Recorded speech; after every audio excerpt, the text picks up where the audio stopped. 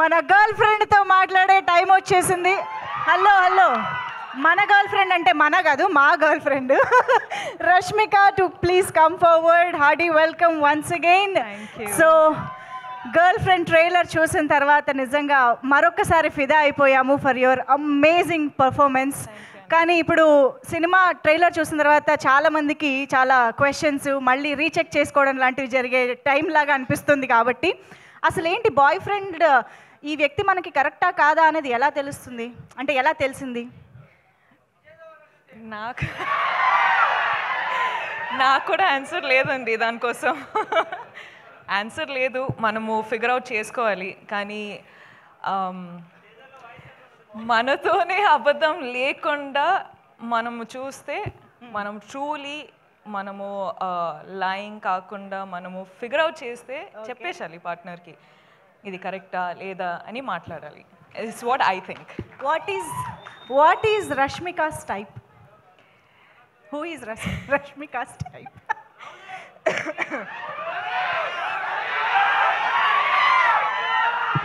అందరికీ తెలిసే, అక్కడి నుంచే వచ్చిందంట ఆన్సరు. అంతే అంతే అంతే అంతే.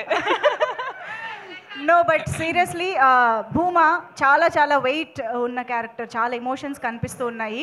రష్మిక భూమాకి ఎక్కడైనా రిలేట్ అయ్యారా at any point, any emotion, anything? నాకు భూమా అనే క్యారెక్టర్ విన్నప్పుడు, నాకు గర్ల్ ఫ్రెండ్ అనే స్టోరీ నరేట్ చేసేటప్పుడు నాకు ఒక్కటి ఏమనిపించింది అంటే, మన అందరి లైఫ్లో జరిగే సిచ్యువేషన్ ఇది. అంటే చాలాసార్లు లవ్ స్టోరీ అన్నట్టు అంటే ఒక విధానం చూపిస్తారు, కానీ ఇది the girl friend is also love story, but love story in a way that people have not seen before. Okay, అంటే ఆ సెన్సిటివ్ టాపిక్స్ ఉంటాయి కదండి, అంటే మనము బెస్ట్ ఫ్రెండ్స్ తోటి మాట్లాడుకుంటాం కానీ బయట వాళ్ళతోటి మాట్లాడము. అవును, అట్లాంటి లవ్ స్టోరీ ఇది. ఓ, సో ఇప్పుడు మనకు సినిమా చూస్తే బెస్ట్ ఫ్రెండ్తో మాట్లాడినట్టు ఉంటుందంట. అంటే చాలా కాన్వర్సేషన్ స్టార్ట్ అవుతాయండి. ఓకే, అదనమాట సంగతి. మనం గర్ల్ ఫ్రెండ్తో చాలా రిలేట్ కాబోతున్నామని అర్థమైంది. So over to you Rashmika, మీ ఫ్యాన్స్తో, మీ ఆడియన్స్తో మాట్లాడుకోవచ్చు. హాయ్ అండి, thank you so much. Thank you so much, మీరు అందరూ వచ్చారు, సపోర్ట్ చేస్తున్నారు, ఇంత ప్రేమ చూపిస్తున్నారు. So thank you so much, అందరికీ వెల్కమ్. మొదటి ఏం స్టార్ట్ చేయాలంటే ఐ థింక్ ఐ లవ్ యూరా. ఇప్పుడు ఈ కొన్ని ఇన్సిడెంట్స్ జరుగుతున్నాయి కదండి, అంటే ఇప్పుడు bus burning and all of that is happening. ఇప్పుడు ఇన్సిడెంట్స్ జరిగేటప్పుడు ఐ ఫీల్ చాలా పర్సనల్గా అయిపోతుంది అని, ఎందుకో నాకు అర్థం అవ్వట్లేదు ఎందుకో అని, but it feels very personal. So I'm very sorry to all the families. కేర్ఫుల్గా ఉండండి, కేర్ తీసుకోండి అని చెప్పొచ్చు, కానీ ఆ సిచ్యువేషన్ వచ్చేటప్పుడు we're all helpless. So I'm extremely sorry, ఏం చెప్పాలో నాకు అర్థం కావట్లేదు. So again I'm very very sorry.